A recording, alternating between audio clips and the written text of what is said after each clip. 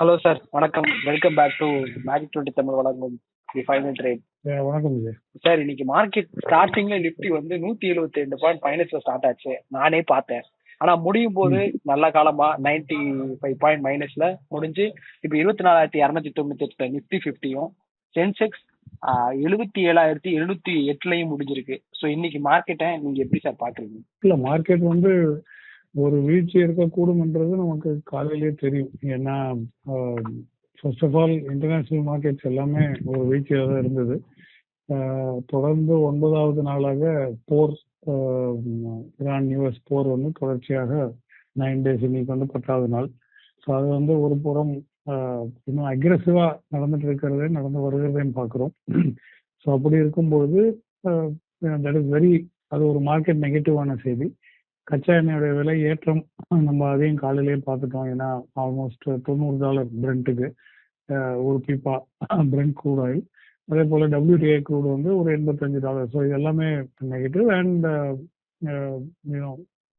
இந்த மாதிரி ஒரு சந்தை நிலவரம் இருக்கும்பொழுது டெஃபினட்டாக ஒரு வீழ்ச்சி எதிர்பார்க்கிறது தவறு கிடையாது அப்படின்றத நினைச்சுன்னா வீழ்ச்சி இருக்கக்கூடும் அப்படின்றத நம்ம பேசியிருக்கோம். பட் அதே போல ஓப்பனிங்ல வந்து ஒரு ஷார்ப்பான ஒரு வீழ்ச்சி, ஆல்மோஸ்ட் சென்செக்ஸ்லாம் பார்த்தீங்கன்னா ஆல்மோஸ்ட் ஒரு 700 பாயிண்ட்ஸ் கிட்ட, 700 புள்ளிகள் கிட்ட ஒரு வீழ்ச்சியை சந்தித்து பார்த்தோம். நிஃப்டி கூட நீங்க பார்த்தீங்கன்னா ஒரு 12:45 1 மணி வரைக்குமே இப்போ வந்து பேட்டர்ன் வந்து அந்த ரிவர்ஸ் சைடு. ஸோ 12:45 1 மணி வரைக்குமே ஏற்றம் தாழ்வு, பெரிய அளவில் ஒரு தாழ்ச்சி தான் டுவர்ட்ஸ் லோவர் சைடு தான் பார்த்தோம். But at about 1 o'clock onwards, 1 to 3:30 மறுபடியுமே ஒரு பவுன்ஸ் பேக் நடந்த சந்தையில பார்த்தோம். பவுன்ஸ் பேக், அது ஷார்ட் கவரிங் பிரைமரி ரீசன். அந்த ஷார்ட் கவரிங் ரன் அப் தான் நம்ம கடைசியில் வந்து 24,241, அதாவது நீங்க சொல்ற அந்த 92 புள்ளிகள் சரிவோடு இருந்தது. ஸோ ஆல்மோஸ்ட் ஒரு 50% ஆஃப் த டேஸ் லாசஸ் வந்து கவர் பண்ணி பவுன்ஸ் பேக் ஆயிருக்கும் அப்படின்றது. Again surprisingly this time Vijay, இன்னைக்கு முதல் நாள் வர்த்தக நாள் இந்த வாரத்துக்கு 24,100 அப்படின்ற லெவலில் இன்னைக்கு டிஃபெண்ட் பண்ணியிருக்கிறது பெரிய விஷயம். போன வாரம் முழுவதுமாக 24,000 டிஃபெண்ட் பண்ணேன்னு நம்ம சந்தோஷமா இருந்தோம். இன்னைக்கு ஆரம்ப நாள் 24, இந்த போர், இந்த பிரச்சனை, இந்த சரிவு எல்லாமே நடந்தாலுமே 24,100 அப்படின்ற லெவலில் டிஃபெண்ட் பண்ணியிருக்கிறத இன்னைக்கு நம்ம பார்த்தோம்.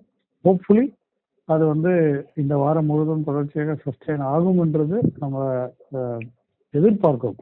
நடக்குமான்றது போக போக தான் தெரியும். But at least standing today well, அது ஒரு நல்ல இம்ப்ரூவ்மெண்ட் இல்லையா?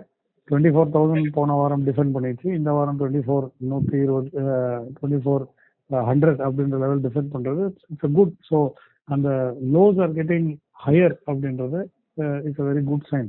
பட் சஸ்டெயின் ஆகுமா இல்லை ஆகக்கூடும் அப்படின்றது we have to wait and watch. Vijay sir, இப்போ ஜியோ ஃபினான்ஷியல்ஸோட Q1 ரிசல்ட் வந்திருக்கு. ப்ராஃபிட் வந்து 156 இது ஜம்ப் ஆயிருக்கு. ஸோ அதை நான் தொடர்ந்து நிறைய பேர் ரைட் அப்லாம் எழுதியிருந்தாங்க. நான் உங்களுக்கு கூட ஷேர் பண்ணியிருந்தேன். இப்போ வந்து 244 தான் இருக்கு வாங்கக்கூடிய ரேஞ்ச் அப்படின்றதெல்லாம் நீங்க எப்படி பாக்குறீங்க? ரிசல்ட்டை நீங்க எப்படி பாக்குறீங்க? இல்ல, இது ரிசல்ட் வந்த அன்னைக்கே நான் ஹிண்ட் பண்ணியிருந்தேன். இந்த மாதிரி இதே ஷோல நான் சொல்லியிருந்தது முக்கியமா என்னன்னா, அந்த ரிசல்ட் வந்து பெர்சன்டேஜ் மட்டும் பார்த்தா நமக்கு வந்து அந்த ஏன் எதுக்கு அப்படின்றது நமக்கு தெரியாது. எப்பவுமே சந்தையில வந்து ஒரு ரிசல்ட் பார்க்கும்போது ஏன் எப்படின்றத கேட்கறது ஒரு நல்ல பழக்கமாகவும் இருக்கும். ஸோ ஜியோட ரிசல்ட் வந்து பிரேக் டவுன் பண்ணி பாருங்க. அவங்களுக்கு வந்து ஸ்பெசிஃபிக்கா டிவிடெண்ட் இன்கம், அதாவது Q2 2025 வருஷத்துல வந்திருக்கக்கூடிய அந்த டிவிடெண்ட் இன்கம் இப்போ புக் பண்ணியிருக்காங்க. அதே சமயத்துல இன்வெஸ்ட்மெண்ட் இன்கம் கொஞ்சம் வந்திருக்கு. இது ரெண்டுமே வந்து சஸ்டெயின் ஆக முடியுமான்றதான் நம்ம கேட்க வேண்டிய கேள்வி. டிவிடெண்ட் இன்கம் வந்து குவார்டர் வந்து நமக்கு வருமா? அப்படி சஸ்டெயின் ஆகக்கூடிய ஒரு ரெவன்யூவா இருந்ததுன்னா டெஃபினட்டா அந்த ஸ்டாக் வந்து இந்நேரம் ரேலி பண்ணியிருக்கும். ஏன்னா நீங்க கூட இந்த ரிசல்ட் வந்த அன்னைக்கு நீங்க மோத்திலால் ஓஸ்வால் இஷ்யூ பண்ண ஒரு அனலிஸ்ட் ரிப்போர்ட்டை பத்தி நீங்க கொண்டு வந்து கேட்டீங்க. அன்னைக்கு நான் இதே தான் சொன்னேன். Because the key here is whether it is going to sustain that or not. அன்னைக்கு நான் சொன்னது என்னன்னா, 315 ரூபா 310 ரூபாயில இருந்தா அந்த வீழ்ச்சி வந்திருக்கு. இந்த போர் சமயத்துல எல்லாம் அதுக்கு முன்பதாக 240 கடந்த 4 மாசமா இதே ட்ரேட் ஆகக்கூடிய லெவல் தான். ஸோ இங்கேருந்து பெரிய வீழ்ச்சியும் வரல, பெரிய ஏற்றமும் நடக்கல. ரிசல்ட் வரும்போது இது ஒன் ஆஃப் டிவிடெண்ட் கேஸ் வந்து ஒன் ஆஃப், இன்வெஸ்ட்மெண்ட் வந்து ஒன் ஆஃப். இனிமேல் நம்ம கவனிக்க வேண்டியது என்னன்னா, டெஃபினட்டாக அவங்க பிளாக் ராக்கோட அந்த டைப் பண்ணியிருக்காங்க. புரோக்கரேஜ் பிசினஸ், போர்ட்ஃபோலியோ மேனேஜ்மெண்ட், இந்த மாதிரி பிசினஸ்ல இருந்து தொடர்ச்சியாக எவ்வளவு தூரம் ரெவென்யூ வரக்கூடும் என்றது சஸ்டைனபிளா குவார்டர் ஆன் குவார்டரா அது வளரக்கூடுமா அப்படின்றது தான் நம்ம கவனிக்க வேண்டிய ரொம்ப முக்கியமான ஒரு அண்டர்லைங் ஃபேக்டரா இருக்கும் ஜியோ ஃபினான்ஸ் இருக்குது. ஸோ தட் இஸ் வாட் நம்ம வந்து கவனிக்க வேண்டிய ரொம்ப முக்கியமான ஒரு ஒரு பாயிண்டாக இருக்கும். And that is probably the reason why the stock is still stuck at this range. இதே ரேஞ்சில் வந்து இன்னும் ஸ்டக் ஆகி இந்த ஸ்டாக் இருக்கிறது வந்து இதுதான் காரணம். இன்னைக்கும் பார்த்தீங்கன்னா 238 ஹை வந்து 243, லோ வந்து 238 அந்த ரேஞ்சில் தான் இருக்குது. ஸோ வெறும் ₹5 ரேஞ்சுக்குள்ளே தான் இது ட்ரேட் ஆகிட்டு இருக்குது, which means around the 240 level. So அது வந்து ஒரு ஆங்கர் லெவல் அப்படின்றத நம்ம புரிஞ்சு கொள்ள முடியுது. But this is the fundamental reason for why that stock வந்து பெரிய அளவில் ஒரு வளர்ச்சி. அஃப்கோர்ஸ் லேட்டர் ஆன் ஜியோ பிளாட்ஃபார்ம்ஸோடைய ஐபிஓ வரும்போது மேபி அதில் ஒரு ரன் அப் பண்ணலாம். பட் இப்போதைக்கு அது 156% பார்க்கறத விட அந்த 156% எப்படி வந்திருக்கு அப்படின்றது தான் கவனிக்கணும். அண்ட் இது வந்து இப்போதைக்கு unsustainable. So that is why the stock price remains like. HDFC பேங்கோட குவார்டர்லி ஒன் ரிசல்ட்டும் வந்திருக்கு. ஆனா என்ன நல்ல ரிசல்ட் தான் கொடுத்துருக்காங்க ப்ராஃபிட் வைஸ். ஆனா மார்க்கெட் என்ன நினைச்சதுன்னு தெரியல, ஒரு 4% அப்படின்னு அடிச்சிட்டாங்க இன்னைக்கு. ஹெச்டிஎஃப்சி பேங்கை நீங்க எப்படி சார் பாக்குறீங்க? இப்போ இது நல்ல வேல்யூஷன்ல இருக்கா? நம்ம ஒரு வாட்ச் லிஸ்ட்ல போட்டு வாங்க ஆரம்பிக்கலாமா வேணாமா? ஓகே, இப்போ வந்து ஒரு ஒரு ஒரு கம்பெனியோட ரிசல்ட் வந்து வெளியிடும் போது ரெண்டு தரப்புல இருக்கக்கூடிய எதிர்பார்ப்பு இருக்கிறது. ஒன்று வந்து compared to the previous quarter or year on year, அந்த quarterly basis year on year கடந்த வருடத்துக்கு இதே குவார்டர்ல எவ்வளவு சம்பாதிச்சிருக்காங்க, எவ்வளவு செயல்பட்டிருக்காங்க, அது ஒரு comparison. So that is the first thing. Those are pure numbers. இரண்டாவது வந்து சந்தை ஒரு எதிர்பார்ப்பு அந்த ரிசல்ட்டின் மீது வைக்கிறது. அதாவது இப்ப விஜய் என்ற நபர் வந்து இந்த வேலையை கொடுத்தா அவர் சிறப்பாக செய்வாரு, இது என்னோட எதிர்பார்ப்பு. ஒரு ஸ்கூலுக்கு ஒரு பிள்ளைய நம்ம ஸ்கூல் பிள்ளைய அனுப்பும்போது எப்படி நம்ம அந்த ரிசல்ட் அவர் பரீட்சையில தேர்வுல வந்து எப்படி நம்ம ரிசல்ட் கேஜ் பண்றோம்னா, ஒண்ணு அந்த கிளாஸ்ல இருக்கிற மக்கள் வந்து எப்படி செஞ்சிருக்காங்க. ஒரு 10 பேர் அதுல 100க்கு 100 வாங்கியிருந்து நம்ம பிள்ளை வந்து 45 மார்க் வாங்கியிருந்தா அப்போ நம்ம பிள்ளைக்கு தான் பிரச்சனை அப்படின்றது ஃபர்ஸ்ட் புரியும். இரண்டாவது, இந்த பிரச்சனை அதாவது 45 மார்க் கடந்த மிட் டேர்ம் எக்ஸாம்ல வந்து இவன் வந்து 60 மார்க் வாங்கியிருக்கான், இப்போ வந்து 45, ரெண்டுமே பாஸ் மார்க் தான், நல்ல ரிசல்ட் தான், பையன் பாஸ் தான் ஆயிருக்கான்.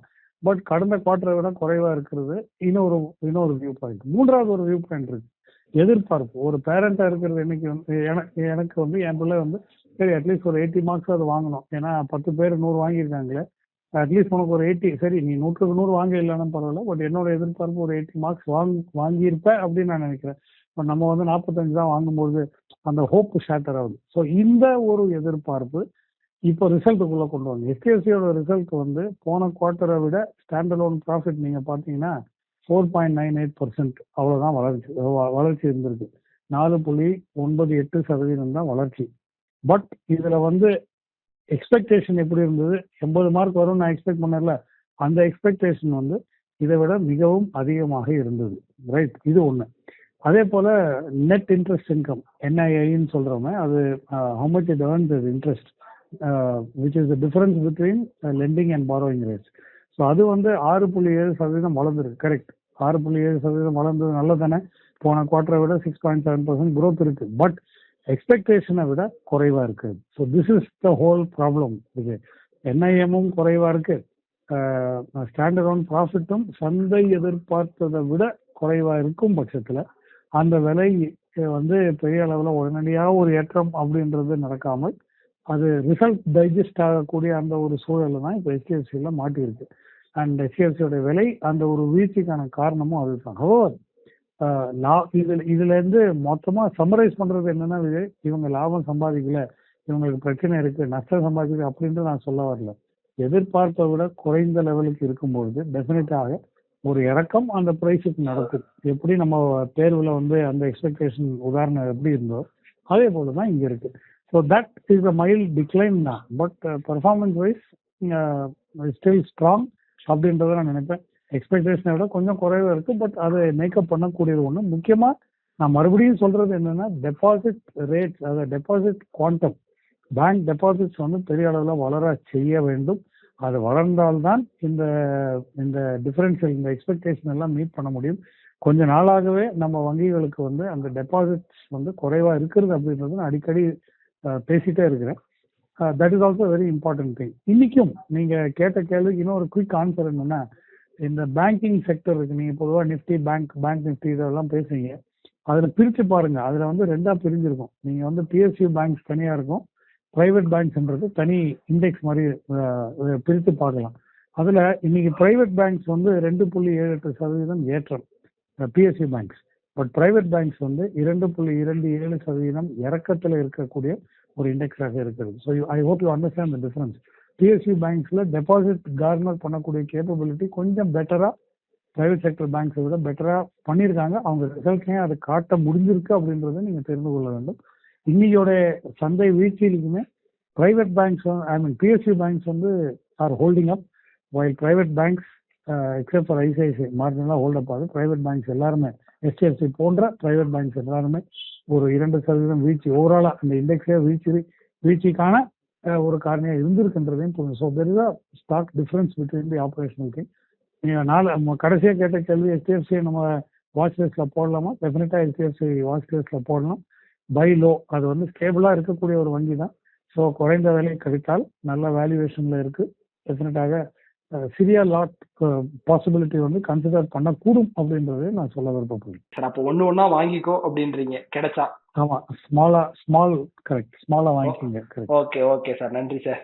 இதான் இந்த வாரத்தோட தொடக்கம் நாள் ட்ரேடிங்ல. ஸோ வரும் வாரமும் எப்படி இருக்கும் அப்படின்றத நம்ம அடுத்தடுத்த வாரங்கள்ல தொடர்ந்து பேசுவோம் sir. Thank you so much for your time. நம்ம மீண்டும் நாளைக்கு